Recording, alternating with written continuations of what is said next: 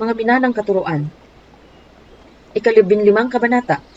Pagkatapos lumapit kay Jesus ang ilang Pariseo at mga tagapagturo ng kautusan na galing sa Jerusalem. At siya'y tinanong nila, bakit nilalabag ng mga alagad mo ang mga katuroang minana natin sa ating mga ninuno? Kumakain sila nang hindi muna naguhugas ng kamay ayon sa paraang ipinag-uutos. Sinagot sila ni Jesus, bakit naman ninyo nilalabag ang utos ng Diyos? Dahil sa inyong mga tradisyon, sinabi ng Diyos, igalang mo ang iyong ama at ina, at ang sinumang lumait sa kanyang ama o ina ay dapat patayin.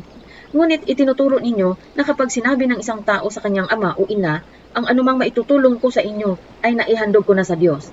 Hindi na niya kailangang tulungan ang kanyang ama. Pinawawalang kabuluhan ninyo ang salita ng Diyos. Masunod lamang ninyo ang inyong minanang mga katuruan. Mga mapagkunwari, tama nga ang sinabi ni Propeta Isaias tungkol sa inyo. Ang paggalang sa akin ng bayang ito ay pakunwari lamang, sapagkat sa bibig at hindi sa puso ito bumubukal. Walang kabuluhan ang kanilang pagsamba, sapagkat itinuturo nilang galing sa Diyos ang kanilang mga utos. Ang nagpaparumi sa tao, pinalapit ni Jesus ang mga tao at sinabi sa kanila, pakinggan ninyo at unawain ang aking sasabihin. Ang lumalabas sa bibig ng tao, hindi ang pumapasok ang siyang nagpaparumi sa kanya sa paningin ng Diyos. Pagkatapos, lumapit naman ang mga alagad at sinabi sa kanya, hindi po ba ninyo alam na nasaktan ang mga Pariseo sa sinabi ninyo? Sumagot siya, ang bawat halamang hindi itinanim ng aking ama na nasa langit ay bubunutin. Hayaan ninyo sila. Sila'y mga bulag na taga-akay ng mga bulag. At kapag bulag ang umakay sa kapwa bulag, pareho silang mahuhulog sa hukay. Sinabi sa kanya ni Pedro, ipaliwanag nga po ninyo sa amin ang talinhagang ito. Ang sinabi ni Jesus, pati ba kayo'y wala ring pag-unawa? Hindi ba ninyo nalalaman na anumang pumapasok sa bibig ay tumutuloy sa tiyan at pagkatapos ay idinudumi? Ngunit ang lumalabas sa bibig ay nanggagaling sa puso. Iyan ang nagpaparumi sa tao, sapagkat sa puso nanggagaling ang masasamang kaisipan. Pagpatay, pangangalunya, pakikiapid, pagnanakaw, pagiging saksi para sa kasinungalingan, at paninirang puri. Iyan ang nagpaparumi sa tao sa paningin ng Diyos.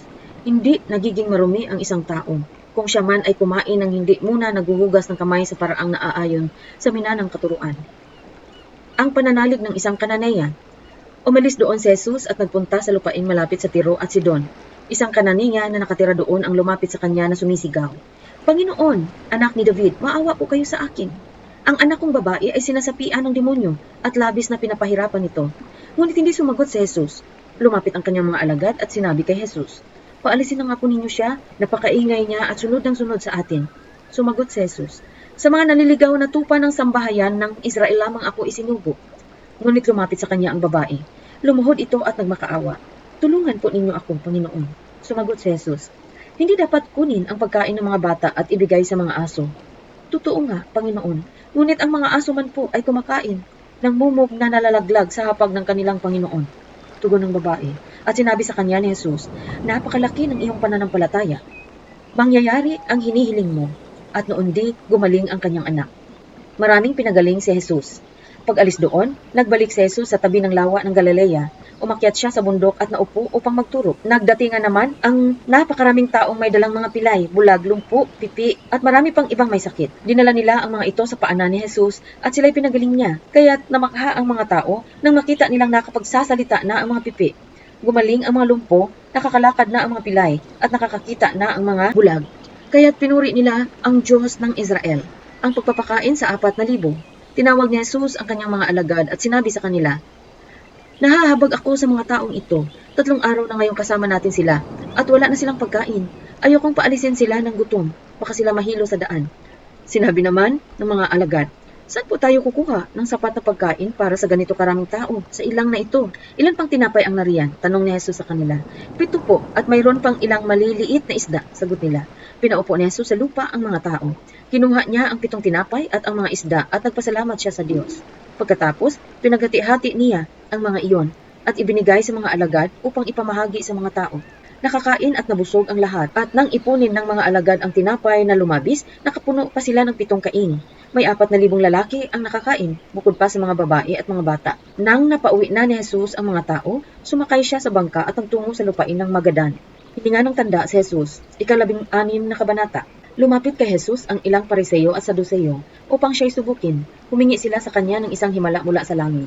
Ngunit sinabi ni Jesus sa kanila, kapag dapit hapon ay sinasabi ninyo, magiging maganda ang panahon bukas dahil maaliwalas ang langit. At kapag umaga na may, sinabi ninyo, uulan ngayon dahil madilim ang langit. nakakabasa kayo ng palatandaan sa langit. Ngunit hindi ninyo mabasa ang mga palatandaan ng kasalukuyang panahon. Lahing masama at taksil sa Diyos. Naghahanap kayo ng palatandaan, ngunit walang ipapakita sa inyo, maliban sa himalang mangyari kay Jonas. Pagkatapos nito, umalis si Jesus. Ang pampaalsang ginagamit ng mga Pariseyo at mga Saduseyo. Nang tumawid sa ibayo ang mga alagad, nakalimutan nilang magdala ng tinapay. Sinabi ni Jesus sa kanila, "Mag-ingat kayo sa pampaalsang ginamit ng mga Pariseyo at mga Saduseyo." Nag-usap-usap ang mga alagad, kasi wala tayong dalang tinapay, kaya sinabi niya yun. Alam ni Jesus ang pinag-uusapan nila, kaya't sila'y tinanong, "Bakit ninyo pinag-uusapan kayo'y walang dalang tinapay? Napakaliit ng inyong pananampalataya. Wala pa ba kayong pagkaunawa hanggang ngayon? Nakalimutan na ba ninyo kung paanong pinaghati-hati ang 5 tinapay para sa 5,000 tao? Ilang kaing na tinapay ang lumabis? Gayon din ang 7 tinapay para sa 4,000. Ilang kaing na tinapay ang lumabis? Hindi tungkol sa tinapay. Ang sinasabi ko nang sabihin ko sa inyo, mag-ingat kayo sa papaalsang ginagamit ng mga Pariseyo at mga Saduseyo. Hindi ba ninyo maunawaan ito at naunawaan nila na sila'y pinag-iingat niya sa mga katuruan ng Pariseyo at mga Saduseyo at hindi sa pampaalsang ginagamit sa tinapay? Ang pahayag ni Pedro tungkol kay Jesus. Nang dumating si Jesus sa bayan ng Caesarea ng Filipos, tinanong niya ang kanyang mga alagad, "Ano ang sinasabi ng mga tao patungkol sa anak ng tao?" At sumagot sila, "Ang sabi po ng ilan, kayo si Juan na tagapagbautismo. Sabi po naman ng iba, kayo si Elias. At may nagsasabi pong kayo si Jeremias o isa sa mga propeta." Tinanong ulit sila ni Jesus, "Ngunit para sa inyo, sino ako?" Sumagot si Simon Pedro, "Kayo po ang Kristo, ang anak ng Diyos na buhay." Sinabi sa kanya ni Jesus, "Mapalad ka, Simon, na anak ni Jonas, sapagkat ang katotohanan ito'y hindi inihayag sa iyo ng sinumang tao, kundi ng aking Ama na nasa langit. Ang sinasabi ko sa iyo, ikaw ay Pedro, at sa ibabaw ng batong ito ay itatayo ko ang aking iglesia, at ang pintuan ng daigdig ng mga patay ay hindi magtatagumpay laban sa kanya. Ibibigay ko sa iyo ang mga susi ng kaharian ng langit. Ang ipagbawal mo sa lupa ay ipagbabawal sa langit, at ang ipahintulot mo sa lupa ay ipahihintulot din sa langit." Ang mahigpit niyang iniutos sa kanyang mga alagad na huwag sabihin kanino man na siya nga ang Kristo. Unang pagpapahayag ni Jesus tungkol sa kanyang kamatayan at muling pagkabuhay. Mula noon ay ipinaalam na ni Jesus sa kanyang mga alagad ang mangyayari sa kanya. Sinabi niya, "Dapat akong magtungo sa Jerusalem at magdanas ng maraming hirap sa kamay ng mga pinuno ng bayan, mga punong pari at mga tagapagturo ng kautusan. Ako'y papatayin, ngunit sa ikatlong araw ako'y muling mabubuhay." Dinala siya ni Pedro sa isang tabi at sinimulang pagalitan. "Panginoon, huwag nawang itulot ng Diyos. Kailanmay hindi iyan mangyayari sa inyo." Ngunit hinarap siya ni Jesus at sinabihan, "Umalis ka sa harapan ko, Satanas. Hadlang ka sa aking landas. Ang inisip mo'y hindi sa Diyos, kundi sa tao." Sinabi ni Jesus sa kanyang mga alagad, "Ang sinumang nagnanais sumunod sa akin, ay kinakailangang itakwil niya ang kanyang sarili, pasanin ang kanyang cross, at sumunod sa akin. Ang naghahangad na magligtas ng kanyang buhay, ay mawawala nito.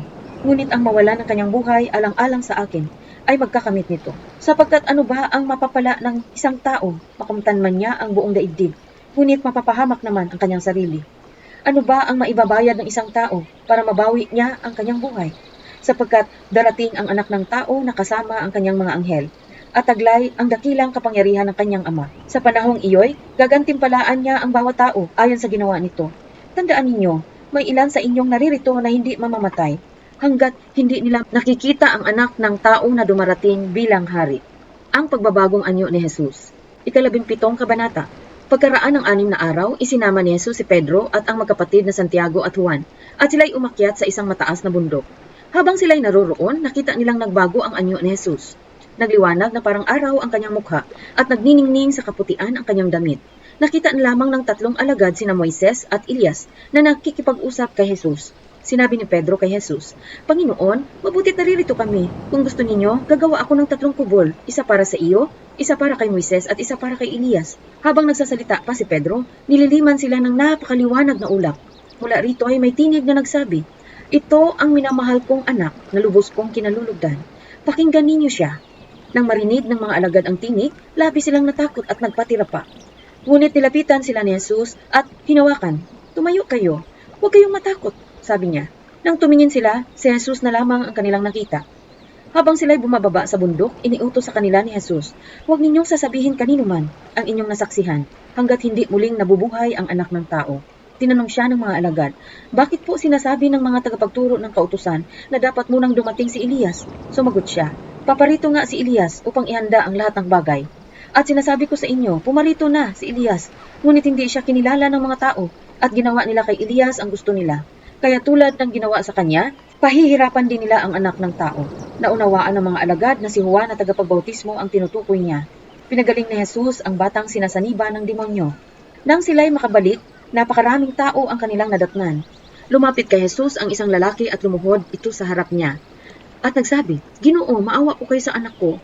Siya po'y may epilepsiya at lubhang nahihirapan kapag sinusumpong. Madalas po siyang mabuwal sa apoy o kaya'y mahulog sa tubig. Dinala ko po siya sa inyong mga alagad, ngunit siya'y hindi nila mapagaling. Sumagot si Jesus, lahing napakasama at walang pananampalataya. Hanggang kailan ako dapat manatiling kasama ninyo? Hanggang kailan ko kayo pagtitiisan? Dalhin ninyo rito ang bata. Inutusan ni Jesus ang demonyo na lumabas sa bata, at ang bata'y gumaling agad. Pagkatapos, lumapit ang mga alagad at tinanong ni Jesus, nang wala na ang ibang nakakarinig, bakit po hindi namin mapalayas ang demonyo? Sumagot siya, dahil sa maliit ang inyong pananampalataya. Tandaan ninyo, kung kayo'y may pananampalataya sa Diyos na sinlaki ng buto ng mustasa, maaari ninyong sabihin sa bundok na ito, lumipat ka roon, at ito'y lilipat na. Tunay na walang bagay na hindi ninyo magagawa. Muling binanggit ni Jesus ang kanyang kamatayan at muling pagkabuhay.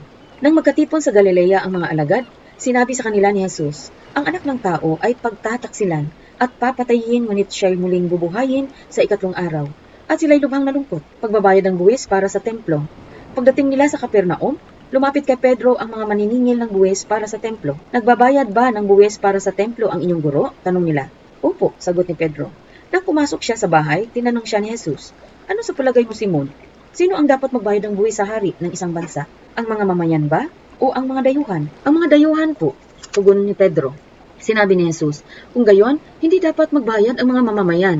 Gayon man, para wala silang masabi sa atin, pumunta ka sa lawa at mamingwit ka. Kunin mo ang unang isdang mahuli mo, ibuka mo ang bibig niyon, at may makikita kang isang malaking salaping pila. Kunin mo iyon at ibayad mo para sa buwis nating dalawa. Sino ang pinakadakila? 18 kabanata. Nang mga sandaling iyon, lumapit kay Jesus ang mga alagad, at nagtanong, sino po ang pinakadakila sa kaharian ng langit? Tumawag si Jesus ng isang bata, pinatayo sa harap nila at sinabi, tandaan ninyo, kapag hindi kayo nagbago at naging katulad ng mga bata, hindi kayo makakapasok sa kaharian ng langit. Ang sinumang nagpapakababa na gaya ng batang ito ay siyang pinakadakila sa kaharian ng langit. Ang sinumang tumatanggap sa isang batang katulad nito, alang-alang sa akin, ako ang kanyang tinatanggap. Mga sanhi ng pagkakasala. Mas mabuti pa sa isang tao ang siya'y bitinan sa lieg ng isang malaking gilingang bato at ihulog sa kailaliman ng dagat, kaysa siya'y maging sanhi ng pagkakasala ng isa sa maliliit na ito na nananampalataya sa akin. Kahabag-habag ang daigdig sa dami ng mga tuksong nagiging sanhi ng pagkakasala. Hindi nga maiiwasan ang pagdating ng tukso, ngunit kakilakilabot ang sasapitin ng taong pinanggalingan nito. Kung ang iyong kamay o paa ang nagiging sanhi ng iyong pagkakasala, putulin mo iyon at itapon. Mas mabuti pa ang pagkaroon ng buhay na putol ang isang kamay o isang paa, kaysa kumpleto ang iyong 2 kamay at 2 paa na itatapon sa apoy na hindi namamatay. Kung ang mata mo naman ang siyang nagiging sanhi ng iyong pagkakasala, dukitin mo ito at itapon. Mas mabuti pa ang magkaroon ng buhay na bulag ang isang mata kaysa may 2 mata kang itapon sa apoy ng impyerno. Ang talinhaga tungkol sa nawawalang tupa. Pagkaingatan ninyong huwag hamakin ang isa sa maliliit na ito. Sinasabi ko sa inyo, ang kanilang mga anghel ay laging nasa harap ng aking Ama na nasa langit. Ano sa akala ninyo ang gagawin ng isang taong may 100 tupa kung nawala ang isa sa mga iyon? Di ba niya iiwan ang 99 sa bundok upang hanapin ang naligaw? Tandaan ninyo, kapag ito'y kanyang natagpuan, higit niyang ikinagagalak ang isang ito, kaysa 99 na hindi naligaw. Gayon din naman, ayaw ng inyong Ama na nasa langit na mapahamak ang isa sa maliliit na ito. Kung magkasala sa iyo ang kapatid mo, puntahan mo siya at kausapin ng sarilinan tungkol sa kanyang kamalian. Kapag nakinig siya sa iyo, naibalik mo sa dati ang pagsasama ninyong magkapatid. Ngunit kung ayaw niyang makinig sa iyo, magsama ka pa ng 1 o 2 tao upang ang lahat ng pinag-usapan ninyo ay mapatunayan ng 2 o 3 saksi. Kung ayaw niyang makinig sa kanila, sabihin mo sa iglesia ang nangyari. At kung ayaw pa rin niyang makinig sa iglesia, ituring mo siyang parang hintil o isang maniningil ng buwis, kapangyarihang magbawal o magpahintulot. Tandaan ninyo, anumang ipagbawal ninyo dito sa lupa ay ipagbabawal sa langit, at ang ipahintulot ninyo dito sa lupa ay pahihintulutan sa langit. Tandaan din ninyo, kung ang 2 sa inyo ay nagkaisa dito sa lupa sa paghingi ng anuman sa pananalangin, ito'y ipagkakaloob sa inyo ng aking Ama na nasa langit. Sapagkat saan man may 2 o 3 nagkakatipon sa pangalan ko, naroon akong kasama nila. ang talinhaga tungkol sa lingkod na di marunong magpatawad. Lumapit si Pedro at nagtanong kay Jesus, Panginoon, ilang beses ko po bang patatawarin ang kapatid kong paulit-ulit na nagkakasala sa akin? 7 beses po ba? Sinagot siya ni Jesus, Hindi ko sinasabing 7 beses, kundi 70 ulit na 7, sapagkat ang kaharian ng langit ay katulad nito. Ipinasya ng isang hari na hinga ng ulat ang kanyang mga alipin tungkol sa kanilang mga utang. Unang dinala sa kanya ang aliping may utang na milyon-milyong piso. Dahil sa siya'y walang maibayad, iniutos ng hari na ipagbili siya, pati ang kanyang asawa, mga anak at lahat ng kanyang ari-arian, upang siya'y makabayad. Lumuhod ang taong ito sa harapan ng hari at nagmakaawa. Bigyan pa po ninyo ako ng panahon at babayaran ko sa inyo ang lahat. Naawa sa kanya ang hari, kaya't pinatawad siya sa kanyang pagkakautang at pinalaya.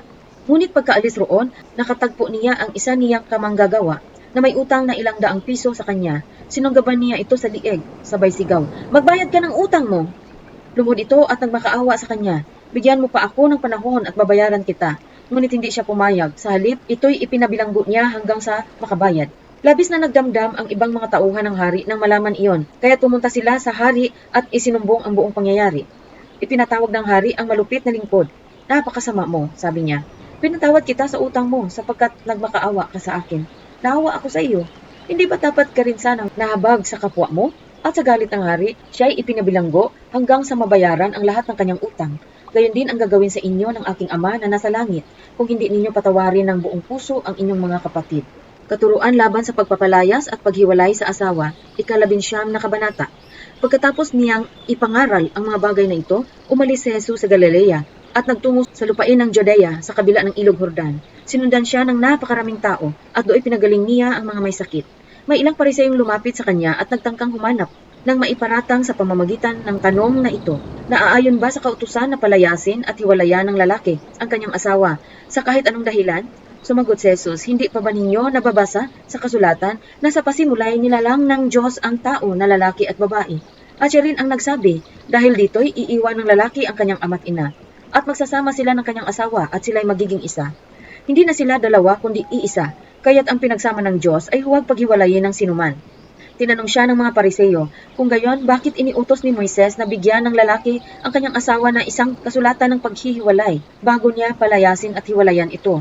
Sumagot si Jesus, Ipinahintulot ni Moises na palayasin at hiwalayan ninyo ang inyong asawa dahil sa katigasan ng inyong ulo. Subalit hindi ganoon sa pasimula. Ito ang sinasabi ko sa inyo. Sino mang lalaking magpalayas at humiwalay sa kanyang asawa, maliban kung ang asawa niya ay nangangalunya at mag-asawa ng iba ay nagkakasala ng pangangalunya. Sinabi naman ng mga alagad, kung kanyan po ang kalagayan ng lalaki sa kanyang asawa, mabuti pang huwag na siyang mag-asawa. Sumagot si Jesus, hindi lahat ay kayang tumanggap ng aral na ito, kundi sila lamang na pinagkalooban ng Diyos. Sapagkat may iba't ibang dahilan kung bakit may mga lalaking hindi makapag-asawa. Ang ilan ay dahil sa kanilang katutubong kalagayan, ang iba naman naging ganoon dahil sa kagagawa ng ibang tao. Mayroon namang hindi nag-asawa alang-alang sa kaharian ng langit. Dapat itong gawin ng taong nakakaunawa sa katuroang ito. Pinanalangin ni Jesus ang mga bata. May nagdala ng mga bata kay Jesus upang ipatong niya sa mga ito ang kanyang kamay at sila'y ipinalangin. Ngunit pinagalitan sila ng mga alagad. Sinabi ni Jesus, Hayaan ninyong lumapit sa akin ang mga bata. Huwag ninyo silang pagbawalan sapagkat ang mga katulad nila ang mapapabilang sa kaharian ng langit. Ipinatunga niya sa mga bata ang kanyang kamay at pagkatapos siya'y umalis. Ang binatang mayaman. May isa namang lalaking lumapit kay Jesus at nagtanong, Guro, ano pong kabutihan ang dapat kong gawin upang makamtan ko ang buhay na walang hanggan? Sumagot si Jesus, Bakit mo ako tinatanong kung ano ang mabuti? Iisa lang ang mabuti. Ngunit kung nais mong makamit ng buhay na walang hanggan, sundin mo ang mga kautusan ng Diyos. Alin sa mga iyon? Tanong niya. Sumagot si Jesus, Huwag kang papatay, huwag kang mangangalunya, huwag kang magnakaw, huwag kang sasaksi ng walang katotohanan. Igalang mo ang iyong ama at ina, at ibigin mo ang iyong kapwa gaya ng pag-ibig mo sa iyong sarili. Sinabi ng binata, Tinutupad ko na po ang lahat ng iyan. Ano pa po ang dapat kong gawin?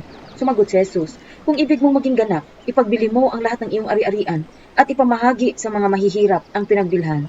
At magkakaroon ka ng kayamanan sa langit. Pagkatapos, bumalik ka at sumunod ka sa akin.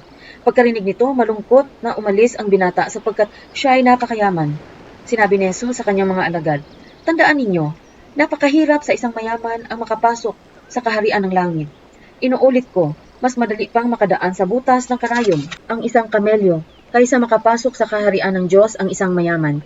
Nagtaka ang mga alagad nang marinig ito, kaya't naitanong nila, kung gayon, sino po ang maliligtas? Tiningnan sila ni Jesus at sinabi, "Hindi ito magagawa ng tao, ngunit magagawa ng Diyos ang lahat ng bagay." Nagsalita naman si Pedro, "Tingnan po ninyo, iniwan namin ang lahat at kami sumunod sa inyo.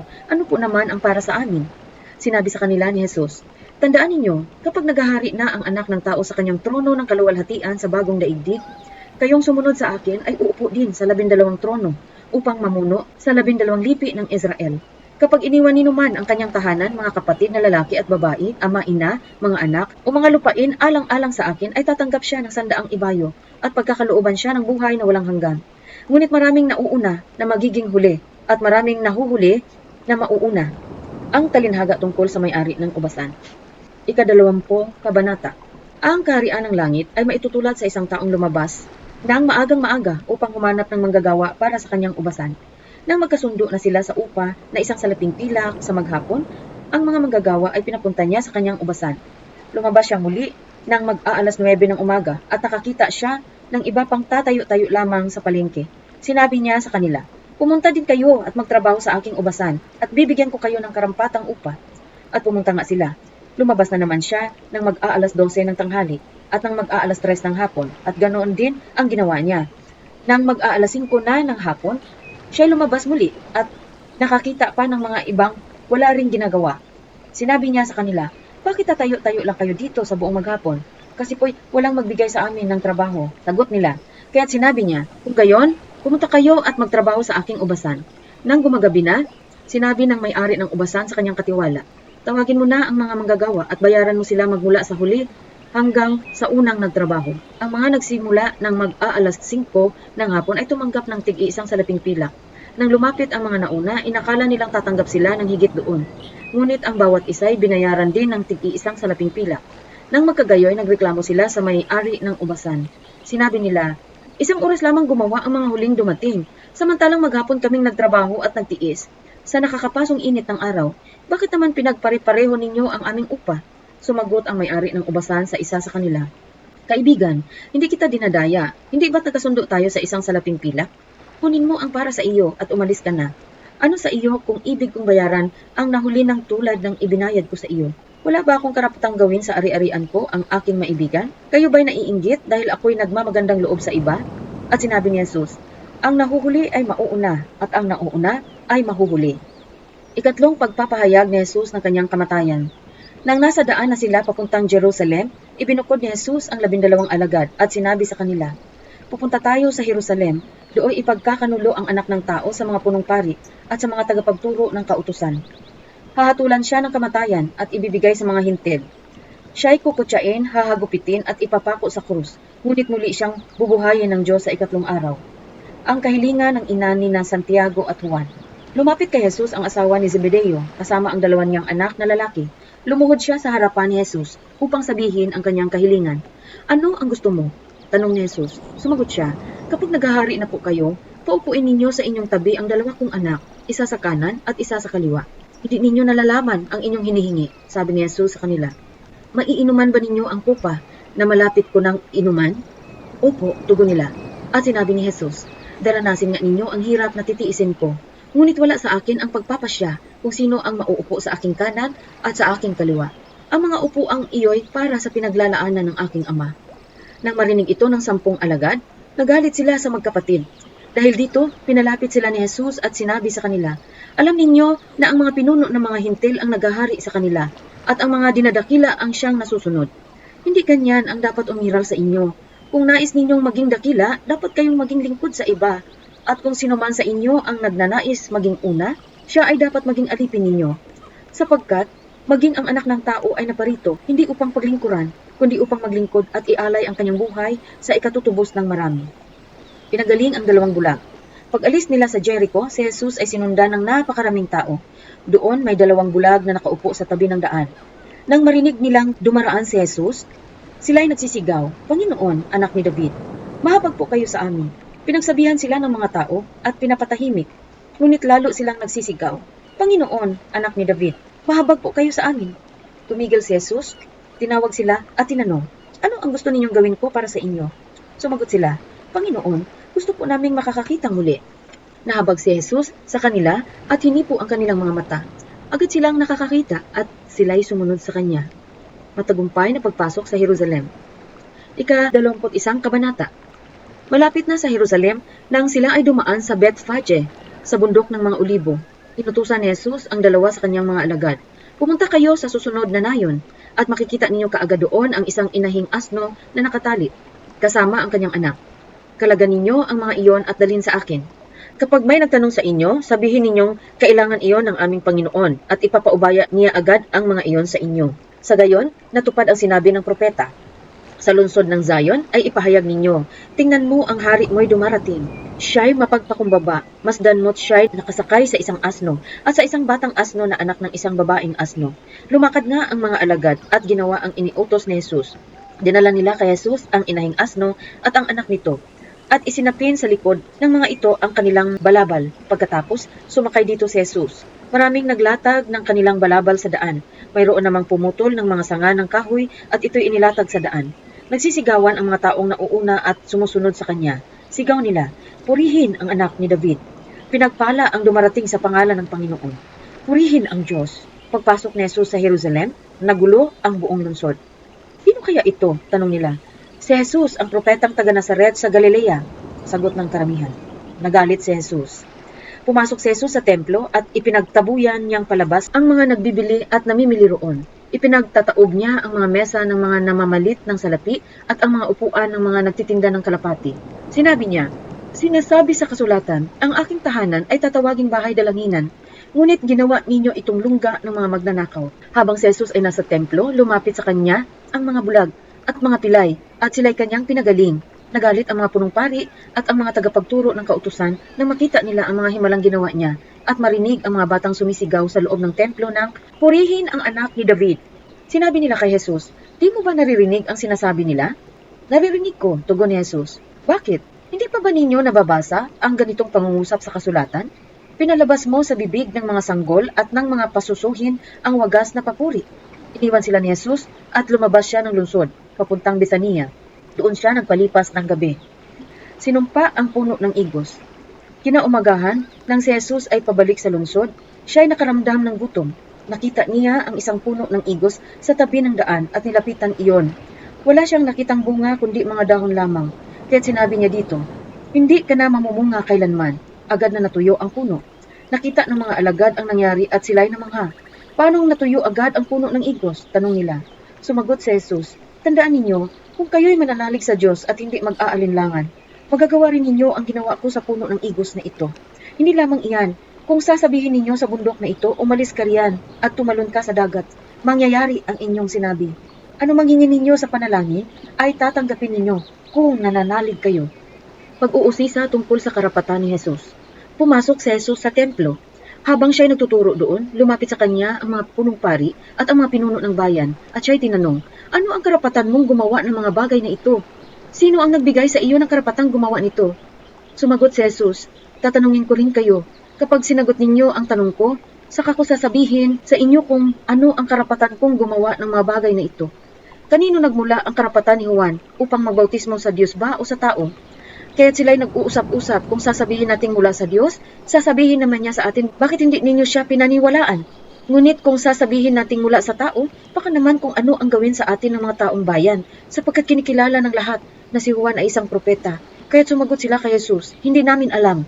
Sinabi naman niya sa kanila, hindi ko rin sasabihin sa inyo kung ano ang karapatan kong gumawa ng mga ginagawa ko. Ang talinhaga tungkol sa dalawang anak. Ano ang palagay ninyo rito? May isang taong may dalawang anak na lalaki. Lumapit siya sa nakatatanda at sinabi, anak, pumunta ka ngayon sa ubasan at magtrabaho ka roon. Ayoko po, tugon nito. Ngunit nagbago ito ng pasya at nagtrabaho sa ubasan. Lumapit din ang ama sa ikalawa at ganoon din ang kanyang sinabi. At tumugon ito, opo, ngunit hindi naman pumunta sa ubasan. Sino sa dalawa ang sumunod sa kalooban ng kanyang ama? Ang nakakatanda po, sagot nila. Sinabi sa kanila ni Jesus, tandaan ninyo, ang mga maniningil ng buwis at ang mga bayarang babae ay nauuna pa sa inyong pasakop sa paghahari ng Diyos, sapagkat naparito sa inyo si Juan at itinuro ang pagsunod sa kalooban ng Diyos, at hindi ninyo siya pinaniwalaan. Ngunit naniwala sa kanya ang mga maniningil ng buwis at ang mga bayarang babae. Nakita ninyo ito, subalit hindi pa rin kayo nagsisisit, tumalikod sa inyong mga kasalanan, at hindi rin kayo naniwala sa kanya. Ang talinhaga tungkol sa ubasan at mga katiwala. Pakinggan ninyo ang isa pang talinhaga. Sabi ni Jesus, may isang taong nagtanim ng ubas sa kanyang bukid. Binakuran niya ang ubasan, nilagyan ng pisaan at tinayuan ng isang mataas na bantayan. Pagkatapos, ang ubasan ay kanyang pinaalagaan sa mga katiwala at siya ay nagpunta sa ibang lupain. Nang dumating ang panahon ng pitasan ng ubas, pinapunta ng may-ari ng ubasan ang kanyang mga tauhan upang kunin sa mga katiwala ang kanyang kaparte. Ngunit sinunggaban ng mga katiwala ang mga tauhan. Binugbog nila ang isa, pinatay ang ikalawa at binato naman ang ikatlo. Pinapunta uli ng may-ari ang mas marami pang tauhan, ngunit ganoon din ang ginawa ng mga katiwala sa mga ito. Sa kahuli-huli, pinapunta niya ang kanyang anak na lalaki. Sinabi sa sarili, marahil na may igagalang nila ang aking anak. Ngunit nang makita ng mga katiwala ang anak, sila'y nag-uusap-usap. Ito ang tagapagmana, hali kayo, patayin natin siya upang mapasa atin ang kanyang mamanahin. Kaya't siya'y sinunggaban nila, inilabas sa ubasan at pinatay. At tinanong sila ni Jesus, pagbalik ng may-ari ng ubasan, ano kaya ang gagawin niya sa mga taong iyon? Sumagot sila, lilipulin niya ang mga masasamang iyon at paaalagaan ang ubasan sa ibang katiwala na magbibigay sa kanya ng kaparte sa panahon ng pamimitas. Nagpatuloy si Jesus, hindi pa ba ninyo nababasa ang talatang ito sa kasulatan? Ang batong itinakwil ng mga tagapagtayo ng bahay ang siyang naging batong panulukan. Ginawa ito ng Panginoon at ito'y kahangahangang pagmasdan. Kaya nga sinasabi ko sa inyo, ang kaharian ng Diyos ay kukunin sa inyo at ibibigay sa mga taong tapat na maglilingkod sa Kanya. Ang bumagsak sa batong ito ay magkakadurog-durog at ang mabagsakan nito'y magkakaluray-luray. Narinig ng mga punong pari at ng mga pariseyo ang mga talinhaga ni Jesus at naunawaan nilang sila ang pinapatamaan niya. Siya'y dadakwin sana nila, ngunit natakot sila sa mga tao sapagkat kinikilala ng mga ito na si Jesus ay isang propeta. Ang talinhaga tungkol sa kasalan. Ika-22 kabanata. Muling nagsalita sa kanila si Jesus sa pamamagitan ng talinhaga. Sinabi niya, ang kaharian ng langit ay katulad ng isang haring nagdaos ng isang handaan para sa kasal ng kanyang anak na lalaki. Isinugo niya ang kanyang mga lingkod upang tawagin ang mga inanyayahan, ngunit ayaw nilang dumalo. Muli siyang nagsugo ng ibang mga lingkod at kanyang pinagbilinan ng ganito, sabihin ninyo sa mga inanyayahan na nakahanda na ang mga pagkain, napatay na ang aking mga baka at mga pinatabang guya, at handa na ang lahat. Halina kayo. Ngunit hindi ito pinansin ng mga inanyayahan. Sa halip, pumunta sila sa kani-kanilang lakad. May nagpunta sa kanyang bukid at mayroon namang nag-aasikaso ng kanyang negosyo. Sinunggaban naman ng iba ang mga lingkod, hinamak at pinatay. Galit na galit ang hari, kaya't pinapunta niya ang kanyang mga kawal upang puksain ang mga mamamatay taong iyon at sunugin ang kanilang lungsod. Pagkatapos, sinabi niya sa kanyang mga lingkod, nakahanda na ang mga pagkain, ngunit hindi karapat-dapat ang mga inanyayahan. Pumunta kayo sa mga lansangang matao at inyong anyayahan sa kasalan ang lahat ng makita ninyo. Pumunta nga sa mga pangunahing lansangan ang mga lingkod at isinama nila ang lahat ng kanilang natagpuan. Masasama't mabubuti at napuno ng mga panauhin ang bulwagang pangkasalan. Pumasok ang hari upang tingnan ang mga panauhin. Nakita niya ang isang taong hindi nakadamit pangkasalan. Tinanong niya ito, kaibigan, bakit ka pumasok dito nang hindi nakasuot ng damit pangkasalan? Hindi nakasagot ang tao. Kaya't sinabi ng hari sa mga lingkod, talian ninyo ang kanyang kamay at paa at itapon siya sa kadiliman sa labas. Dooy mananangis siya at mangangalit ang kanyang mga ngipin. Pagkatapos nito'y sinabi ni Jesus, marami ang tinatawag, ngunit kakaunti ang pinili. Ang pagbabayad ng buwis.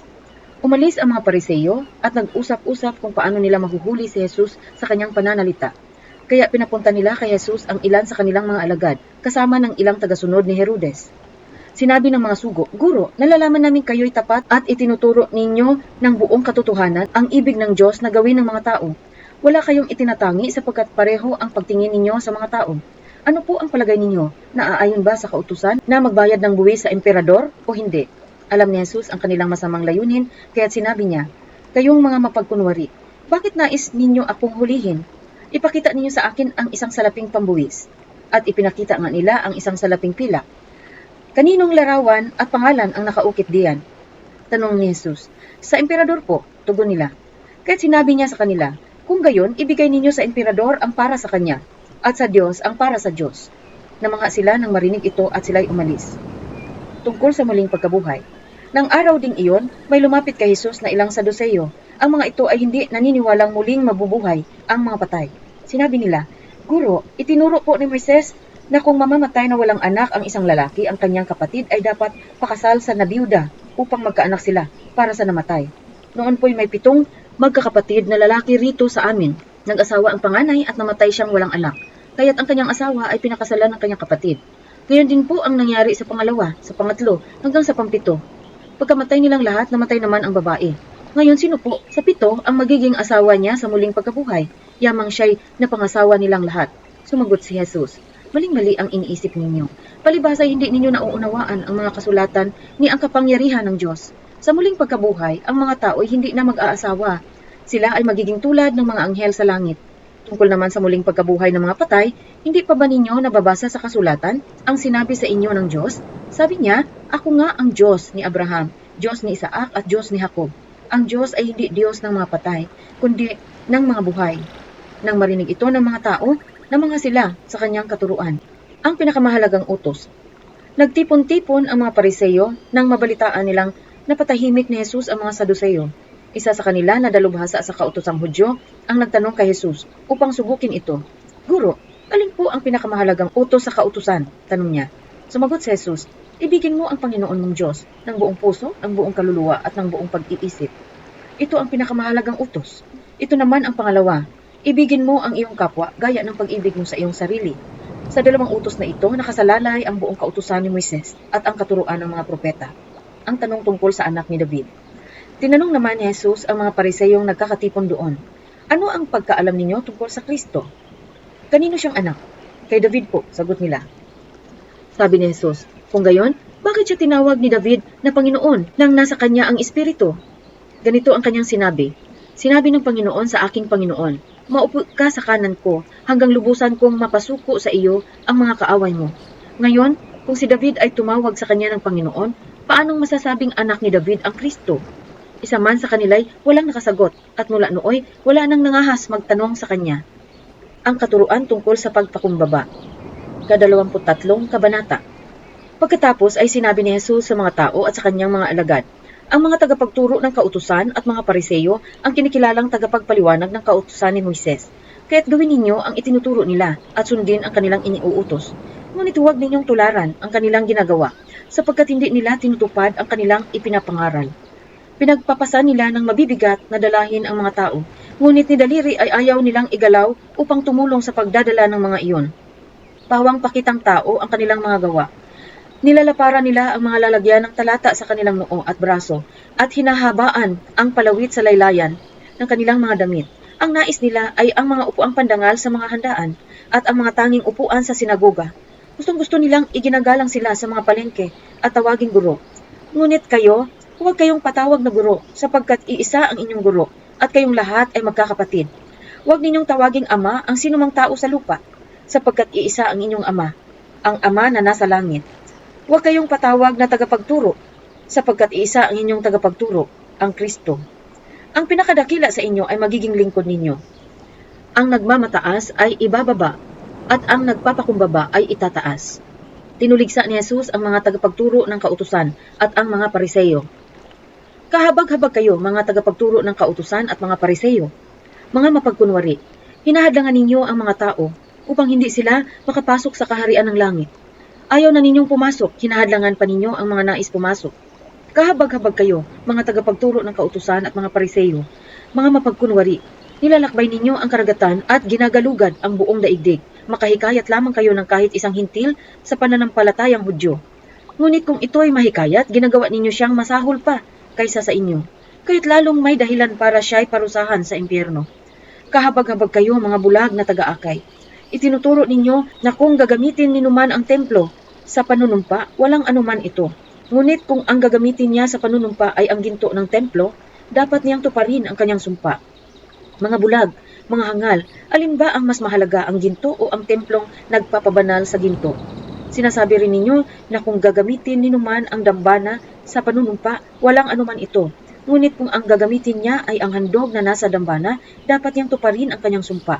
Mga bulag, alin ba ang mas mahalaga, ang handog o ang dambana na nagpapabanal sa handog? Kaya nga, kapag nanumpa ang sinuman na saksi, ang dambana, ginagawa niyang saksi ito at ang lahat ng handog dito.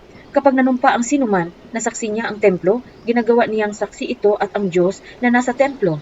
At kapag nanumpa ang sinuman na saksi niya ang langit, ginagawa niyang saksi ang trono ng Diyos at ang Diyos na nakaupo doon.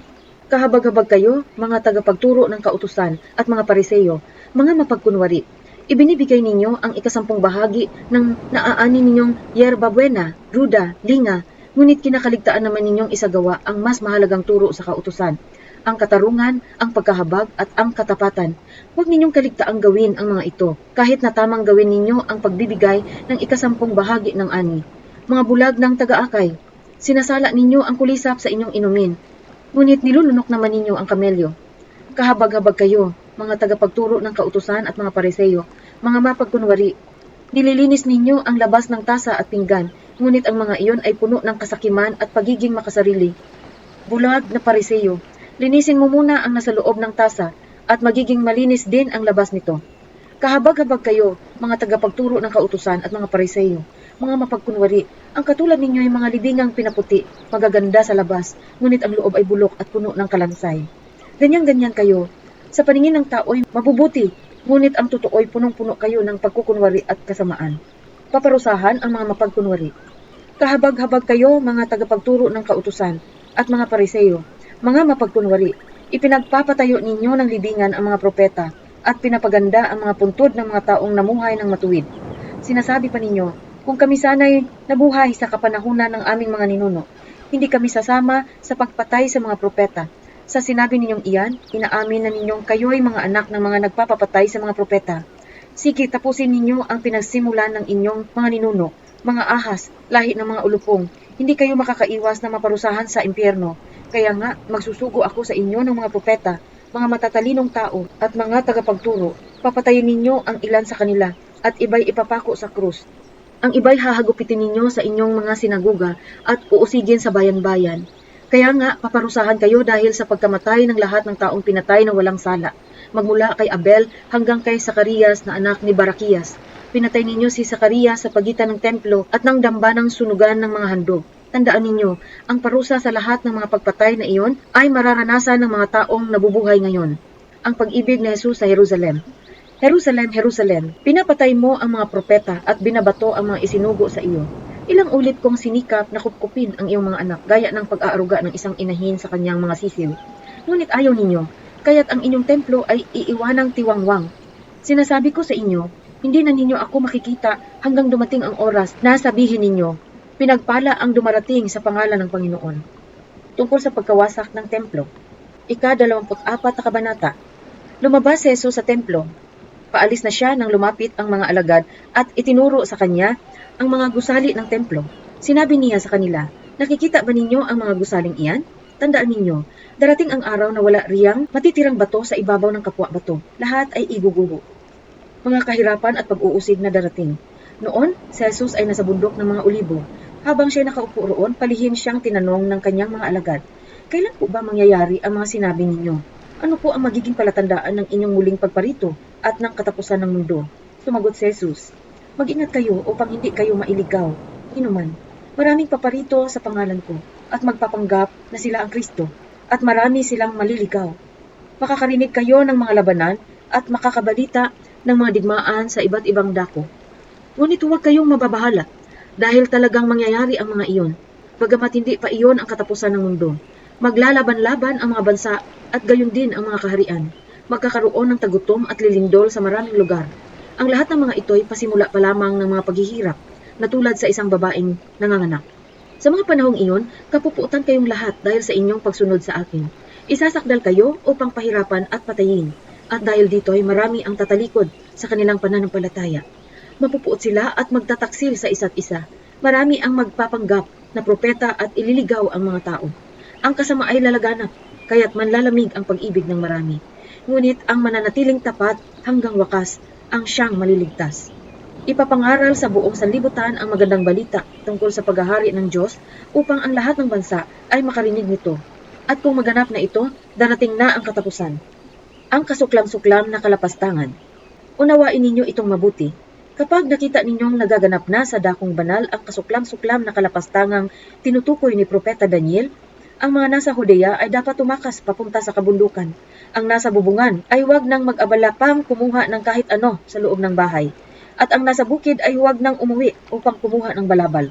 Sa mga araw na iyon, kawawa ang mga nagdadalang tao at ang mga nagpapasuso. Ipanalangin ninyo na ang inyong pagtakas ay huwag mapataon sa taglamig o sa araw ng pamamahinga, sapagkat sa panahong iyon, ang mga tao ay magdaranas ng matinding kapighatiang hindi pa nararanasan mula nang likhain ang sanlibutan, hanggang sa ngayon at hindi na mararanasan pa kahit kailan. Sa katunayan, kung hindi paikliin ng Diyos ang panahong iyon, walang taong maliligtas. Ngunit alang-alang sa mga hinirang ng Diyos, paiikliin ang panahong iyon. Kung may masasabi sa inyo, narito ang Kristo o naroon siya, huwag kayong maniniwala, sapagkat may lilitaw na mga huwad na Mesiyas at mga huwad na propeta. Magpapakita sila ng mga kamangha-manghang himala at mga kababalaghan upang iligaw ang marami, kahit na ang mga hinirang ng Diyos. Tandaan ninyo, ipinagpauna ko ng sabihin ito upang kayo'y makapaghanda. Kaya't kung sabihin nila sa inyo, naroon sila sa ilang, huwag kayong pumunta roon. Kung sabihin naman nilang naroon siya sa silid, huwag kayong maniniwala, sapagkat darating ang anak ng tao na parang kidlat, na gumuguhit mula sa silangan hanggang sa kanluran, kung saan may bangkay doon nagkakatipon ang mga buwitri. Ang pagparito ng anak ng tao. Pagkatapos ng kapigatian sa mga panahong iyon, magdidilim ang araw, hindi magliliwanag ang buwan. Malalaglag mula sa langit ang mga bituin, at mayayanig ang mga kapangyarihan sa kalawakan. Pagkatapos lilitaw sa langit ang tanda ng anak ng tao, at mananangis ang lahat ng bansa. Makikita nila ang anak ng tao na nasa alapaap at dumarating na may dakilang kapangyarihan at kadakilaan. Sa hudyat ng malakas na tunog ng trumpeta, susuguin niya ng kanyang mga anghel sa 4 na sulok ng daigdig at titipunin nila ang mga hinirang mula sa lahat ng dako, ang aral mula sa puno ng igos. Unawain ninyo ang aral mula sa puno ng igos. Kapag ang mga sanga nito ay umuusbong at nagkakadahon na, alam ninyong malapit na ang tag-araw. Gayon din naman, kapag nakita ninyo ang lahat ng ito, malalaman ninyong malapit na ang pagdating ng anak ng tao. Talagang malapit na. Tandaan ninyo, magaganap ang lahat ng ito bago mamamatay ang mga taong nabubuhay ngayon. Lilipas ang langit at ang lupa, ngunit ang aking mga salita ay mananatili magpakailanman. Walang nakakaalam ng araw o oras, ngunit walang nakakaalam ng araw at oras ng pagsapit niyon. Kahit ang mga anghel sa langit o maging ang anak man, ang Ama lamang ang nakakaalam nito. Ang pagdating ng anak ng tao ay tulad sa pagdating ng baha noong panahon ni Noe. Nang mga araw na iyon, bago bumaha, ang mga tao ay nagsisikain, nag-iinuman at nagsisipag-asawa hanggang sa pumasok si Noe sa barko. Hindi nila namamalayan ang nangyayari hanggang sa dumating ang baha at tinangay silang lahat. Gayon din ang mangyayari sa pagdating ng anak ng tao. Sa panahong iyon, may 2 lalaking nagtatrabaho sa bukid. Kukunin ang isa at iiwan ang ikalawa. May 2 babaeng nagtatrabaho sa gilingan. Kukunin ang isa at iiwan ang ikalawa. Kaya't maging handa kayo, dahil hindi ninyo alam kung kailan darating ang inyong Panginoon. Tandaan ninyo ito, kung alam ng may-ari ng bahay kung anong oras sa gabi darating ang magnanakaw, siya ay maghahanda at hindi niya pababayaang pasukin ang kanyang bahay. Kaya't lagi kayong maging handa, sapagkat darating ang anak ng tao sa oras na hindi ninyo nalalaman. Dapat palaging maging handa. Sino ang tapat at matalinong alipin? Hindi ba't ang pinamamahala ng kanyang Panginoon upang magpakain sa iba pang mga alipin sa takdang oras? Mapalad ang aliping iyon kapag dinatnan siyang tapat na naglilingkod sa pagbabalik ng kanyang Panginoon. Sinasabi ko sa inyo, gagawin siyang tagapamahala ng kanyang Panginoon sa lahat ng mga ari-arian nito. Ngunit kung masama ang aliping iyon, sasabihin niya sa kanyang sarili, matatagalan pa ang pagbabalik ng aking Panginoon. Kaya't sisimulan niyang bugbugin ang ibang mga alipin at makikipagkainan at makikipag-inuman sa mga lasenggo. Babalik ang Panginoon ng aliping iyon sa araw na hindi niya inaasahan at sa oras na hindi niya alam. Buong higpit siyang paparusahan ng kanyang Panginoon at pagkatapos ay isasama sa mga mapagkunwari. Dooy tatangis siya at mangangalit ang ngipin. Talinhaga tungkol sa 10 dalaga, ika-25 kabanata. Ang kaharian ng langit ay maitutulad dito. May 10 dalagang lumabas upang sumalubong sa lalaking ikakasal. Bawat isa ay may dalang ilawan. Ang 5 sa kanila ay hangal at ang 5 na may matatalino. Ang mga hangal ay nagdala ng kanilang mga ilawan, ngunit hindi nagbaon ng langis. Ang matatalino na may nagbaon ng langis, bukod pa sa nasa kanilang mga ilawan. Naantala ang pagdating ng lalaking ikakasal, kaya't inantok at nakatulog sila sa paghihintay. Ngunit ng hating gabi nay may sumigaw, narito na ang lalaking ikakasal. Lumabas na kayo upang salubungin siya. Agad bumangon ang 10 dalaga at inayos ang kanilang ilawan. Sinabi ng mga hangal sa matatalino, bigyan naman ninyo kami kahit kaunting langis, aandap-andap na ang aming mga ilawan. Baka hindi ito magkasya sa ating lahat. Mabuti pa'y pumunta muna kayo sa tindahan at bumili ng para sa inyo, tugon naman ang matatalino. Kahit lumakad ang 5 hangal na dalaga. Habang bumibili sila, dumating ang lalaking ikakasal. Ang 5 nakahanda ay kasama niyang pumasok sa kasalan at isinara ang pinto. Pagkatapos, dumating naman ang 5 hangal na dalaga. Panginoon, Panginoon, papasukin po ninyo kami, sigaw nila. Ngunit tumugon sila, tandaan ninyo, hindi ko kayo nakikilala. Pagkatapos nito'y sinabi ni Jesus, kaya't magbantay kayo sapagkat hindi ninyo alam ang araw o ang oras man. Talinaga tungkol sa 3 alipin. Ang paghahari ng Diyos ay maitutulad sa isang taong maglalakbay, kaya tinawag niya ang kanyang mga tauhan at ipinagkatiwala sa kanila ang kanyang ari-arian. Binigyan niya ng salaping ginto ang bawat isa ayon sa kanilang kakayahan. Binigyan niya ang isa ng 5,000 salaping ginto. Ang isa naman ay 2,000 salaping ginto at ang isa pa ay 1,000 salaping ginto. Pagkatapos nito, siya'y umalis. Kumilos agad ang tumanggap ng 5,000 salaping ginto at ipinangalakal iyon. Kumita siya ng 5,000 salaping ginto. Gayon din naman ang tumanggap ng 2,000 salaping ginto ay kumita pa ng 2,000 salaping ginto. Ngunit ang tumanggap ng 1,000 salaping ginto ay humukay sa lupa at itinago ang salaping ginto ng kanyang Panginoon. Pagkaraan ng mahabang panahon, bumalik ang Panginoon ng mga tauhang iyon at sila'y pinag-ulat. Lumapit ang tumanggap ng 5,000 salaping ginto at sinabi, Panginoon, ito po ang 5,000 salaping ginto na iniwan ninyo sa akin. Ito naman po ang 5,000 salaping ginto na tinubo nito. Sinabi sa kanya ng Panginoon, magaling, tapat at mabuting lingkod. Halika, makihati ka sa aking kagalakan. Naging tapat ka sa kakaunting halaga, kaya gagawin kitang tagapamahala ng malaking halaga. Lumapit din ang tumanggap ng 2,000 salaping ginto at ang sabi, Panginoon, ito po ang iniwan ninyo sa aking 2,000 salaping ginto. Ito naman po ang 2,000 salaping ginto na tinubo nito. Sinabi ng kanyang Panginoon, magaling, tapat at mabuting lingkod. Naging tapat ka sa kaunting halaga, kaya't pamamahalain kita sa malaking halaga. Makihati ka sa aking kagalakan. Lumapit naman ang tumanggap ng 1,000 salaping ginto at sinabi, alam ko pong kayo'y mahigpit at pinipitas ninyo ang bunga ng hindi ninyo itinanim at inaani ninyo ang hindi ninyo inihasik.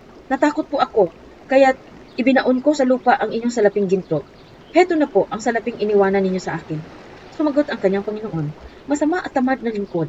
Alam mo palang pinipitas ko ang bunga ng hindi ko tanim at inaani ang hindi ko inihasik. Bakit hindi mo na lamang inilagay sa bangko ang aking salapi? Kahit papaano'y may tinubo sana ito. Kunin ninyo sa kanya ang 1,000 salaping ginto at ibigay sa may 10,000 salaping ginto, sapagkat ang mayroon ay bibigyan pa at mananagana, ngunit ang wala kahit ang kakaunting nasa kanya ay kukunin pa.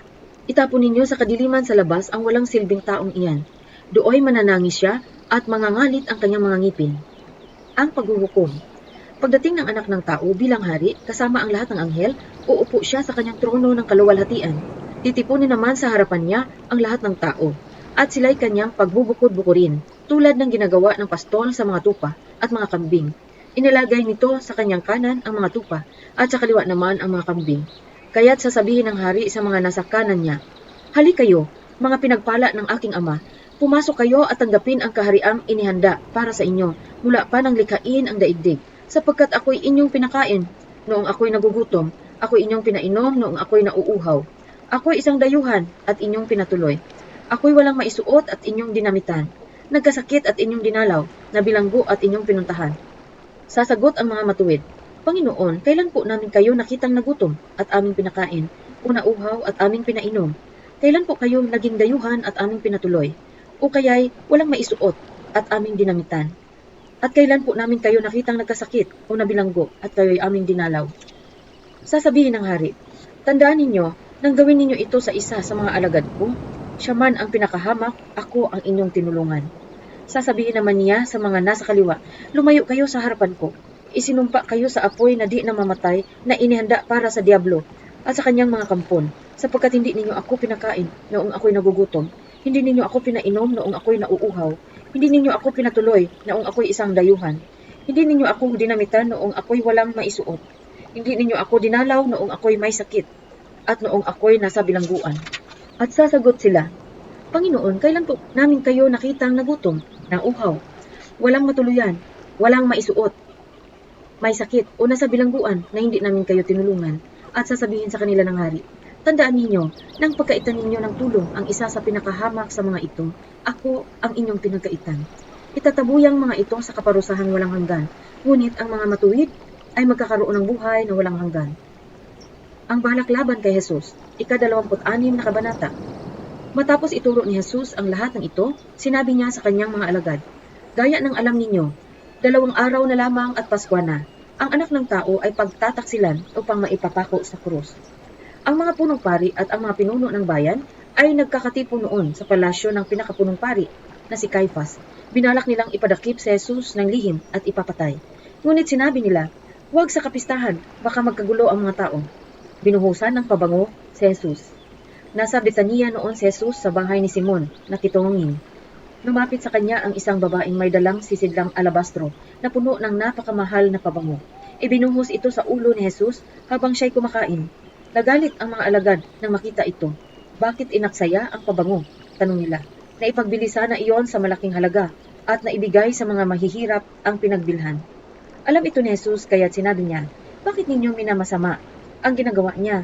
Isang mabuting bagay ang ginawa niyang ito sa akin, sapagkat habang panahoy kasama ninyo ang mga mahihirap, ngunit ako'y hindi ninyo kasama habang panahon." Hindi pa may binubuhusan na niya ako ng pabango bilang paghahanda sa paglilibing sa akin. Tandaan ninyo, saan man ipangaral ang magandang balita sa buong mundo, babanggitin ang ginawa niyang ito bilang pag-alaala sa kanya. Nakiisa si Judas sa mga may galit kay Jesus. Si Judas Iscariote, isa sa 12, ay nakipagkita sa mga punong pari. "Ano po ang ibibigay ninyo sa akin kung tulungan ko kayong madakip si Jesus?" tanong niya. Noon din, binayaran nila si Judas ng 30 pirasong pilak. Mula noon, humanap na si Judas ng pagkakataon upang maipagkanulo si Jesus. Paghahanda sa pista ng Pasko. Dumating ang unang araw ng pista ng tinapay na walang pampaalsa. Lumapit kay Jesus ang mga alagad at nagtanong, "Saan po ninyo nais na maghanda kami ng hapunang Pampasko?" Sumagot siya, "Puntahan ninyo sa lungsod ang isang tao at sabihin ninyo sa kanya, ipinapasabi po ng guro na sumapit na ang kanyang oras. Siya at ang mga alagad niya ay sa bahay ninyo kakain ng hapunang Pampasko." Sinunod ng mga alagad ang utos ni Jesus at do'y inihanda nga nila ang hapunang Pampasko, ang banal na hapunan. Nang gabing iyon, dumulog sa mesa si Jesus kasama ang 12. Sinabi ni Jesus habang sila'y kumakain, "Tandaan ninyo, ako'y pagtataksila ng isa sa inyo." Nanlumo ang mga alagad at isa-isang nagtanong sa kanya, "Hindi ako iyon, di po ba, Panginoon?" Sumagot si Jesus, "Ang kasabay kong sumausaw sa mangkok ang siyang magkakanulo sa akin. Mamamatay ang anak ng tao, ayon sa nasusulat tungkol sa kanya, subalit kahabag-habag ang taong magkanulo sa kanya. Mabuti pa sa taong iyon ang hindi pa siya ipinanganak." Si Judas na magkakanulo sa kanya ay nagtanong din, "Guro, ako po ba?" Sumagot si Jesus, "Ikaw na ang nagsabi." Habang sila'y kumakain, dumampot si Jesus ng tinapay, at matapos magpasalamat sa Diyos, ay pinaghati-hati niya iyon, ibinigay sa mga alagad at sinabi, "Kunin ninyo ito at kainin, ito ang aking katawan." Pagkatapos dumampot siya ng kupa, nagpasalamat sa Diyos at ibinigay iyon sa kanila. Sinabi niya, "Uminom kayong lahat nito, sapagkat ito ang aking dugo. Pinapagtibay nito ang tipan ng Diyos. Ang aking dugo ay mabubuhos para sa kapatawaran ng kasalanan ng marami. Sinasabi ko sa inyo, hinding-hindi na ako iinom nitong alak na mula sa ubas hanggang sa araw na ako'y muling uminom nito na kasalo ninyo sa kaharian ng aking Ama." At pagkaawit ng isang himno, sila'y nagpunta sa bundok ng mga olibo. Paunang sinabi ang pagkakaila ni Pedro. Sinabi ni Jesus sa kanila, "Sa gabing ito, ako'y iiwan ninyong lahat, gaya ng sinasabi sa kasulatan. Papatayin ko ang pastol at magkakawatak-watak ang mga tupa. Ngunit pagkatapos na ako'y muling mabuhay, mauuna ako sa inyo sa Galilea." Sumagot si Pedro, "Kahit na po kayo iwan ng lahat, hindi ko kayo iiwan."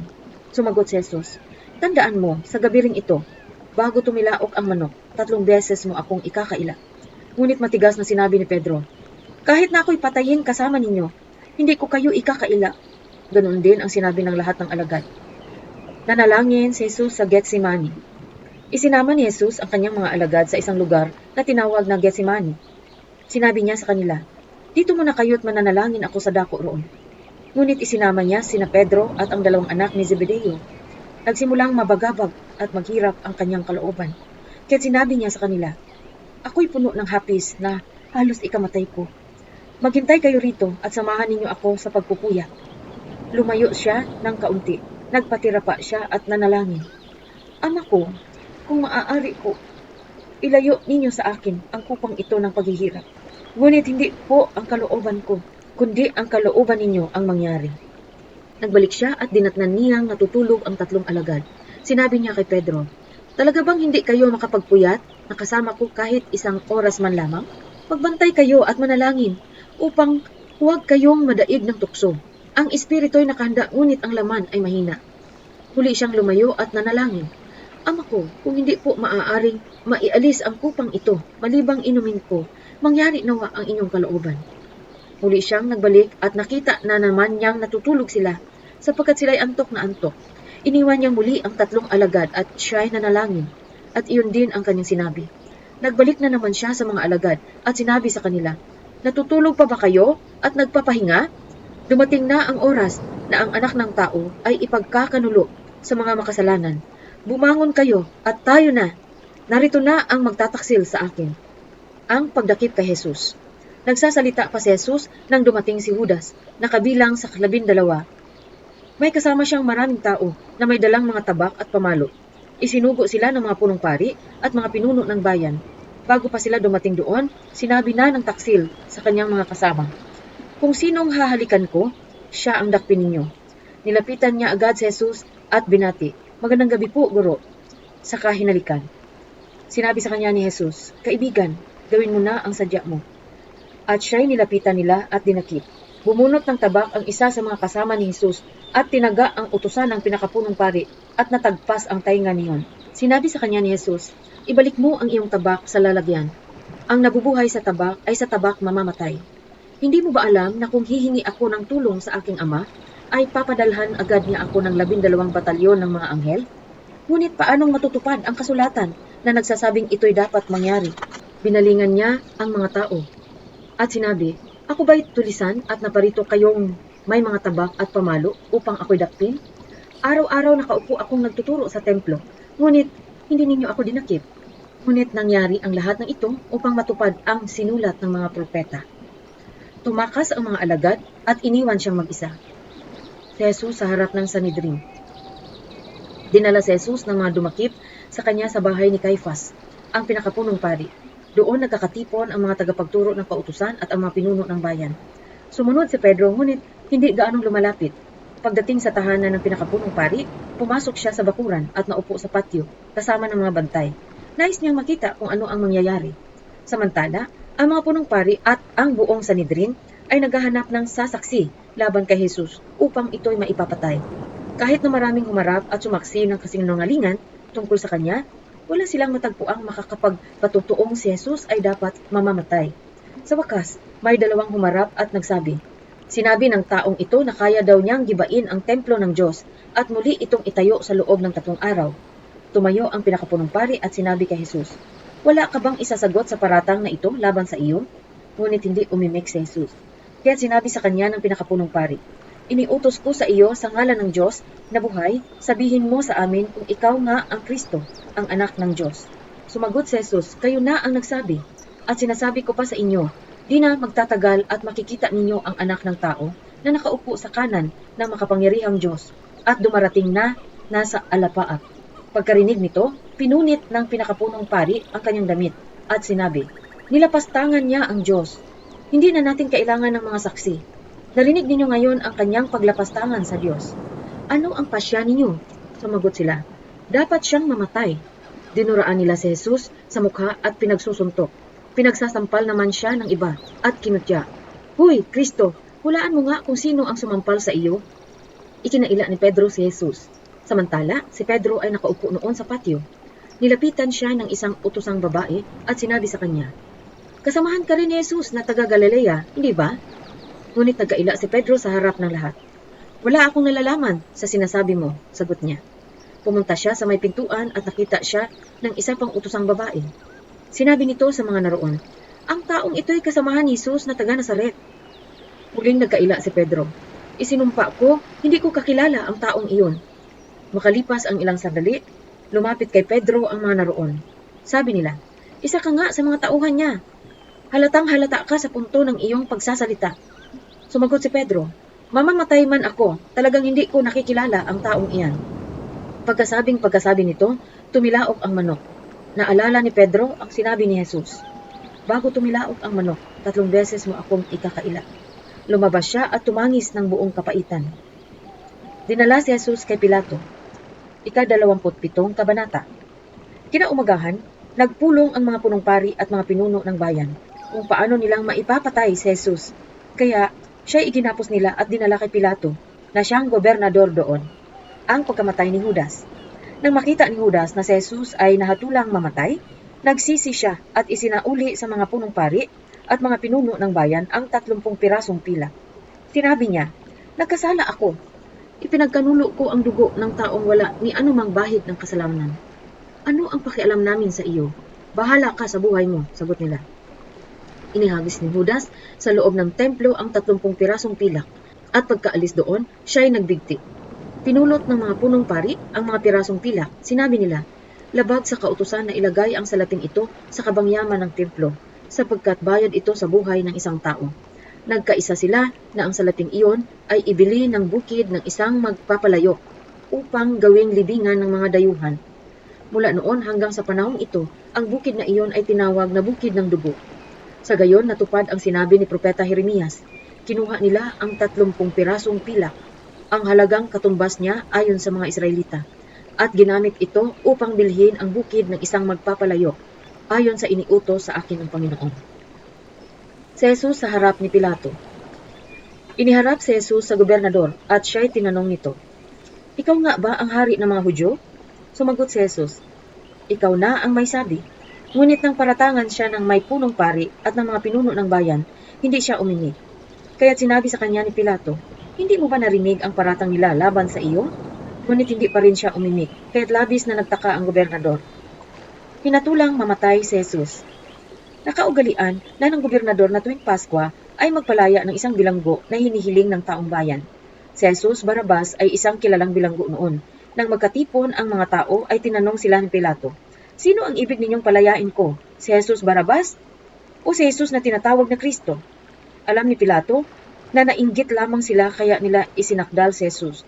Bukod dito, nang si Pilato ay nakaupo sa hukuman, nagpasabi ang kanyang asawa, "Huwag kang makialam sa taong iyan. Wala siyang kasalanan.